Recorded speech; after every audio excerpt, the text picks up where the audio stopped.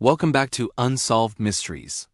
So far, we have visited the sudden intelligence of Samaria and the impossible age of the Sphinx in Egypt. Today, we travel east to the banks of the Indus River in modern-day Pakistan. Here lies the ruins of Mohenjo-Daro, a city so advanced that its plumbing system was superior to many 18th-century European cities. But Mohenjo-Daro is not famous for its drains. It is famous for how it ended. Today is episode 3 of our 400-day journey. We are investigating one of the most terrifying theories in history. Is it possible that the ancients didn't just have technology, but weapons of mass destruction? Did a nuclear war happen on Earth 4,000 years ago? Let's look at the evidence. When archaeologists excavated Mohenjo-Daro in the 1920s, they found something disturbing. The city wasn't destroyed by a flood or a slow decline. It looked like it had been frozen in time. They found 44 skeletons scattered in the streets. They weren't buried. They were just lying there as if they had died instantly while walking. Fathers, mothers, and children, holding hands, struck down in a single moment. But the real shock came when scientists analyzed the site. These skeletons are among the most radioactive ever found, on par with those found in Hiroshima and Nagasaki.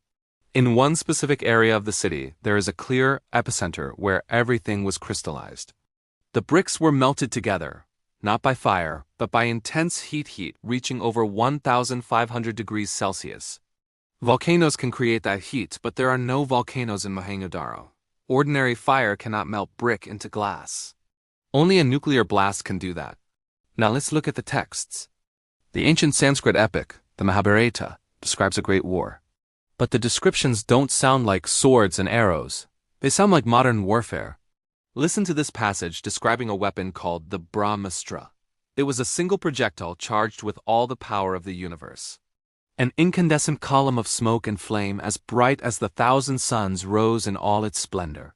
It goes on to say, it was an unknown weapon, a gigantic messenger of death, which reduced to ashes the entire race. The corpses were so burned they were unrecognizable. The hair and nails fell out, pottery broke without cause, and the birds turned white.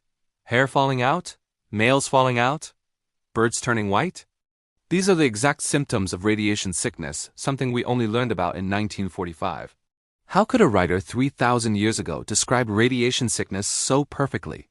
Skeptics argue that these are just poetic exaggerations. They say the melting of the bricks was caused by a standard large fire or a kill explosion.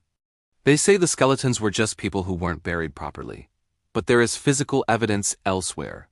In the deserts of Libya and Rajasthan, India, and other parts of the world, we find green glass sand that has been melted into glass sheets. When the first atomic bomb was tested in New Mexico in 1945, it left the exact same green glass on the desert floor.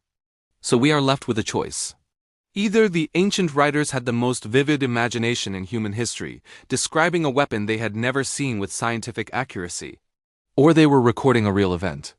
Did humanity reach a high level of technology once before, only to destroy itself? And if they did, are we destined to make the same mistake? Tomorrow, we are leaving the old world behind and crossing the Atlantic Ocean. We are going to search for the most famous lost city of all time, Atlantis. Like the video, subscribe to my channel, and do not miss to press the bell icon so you do not miss any video of mine.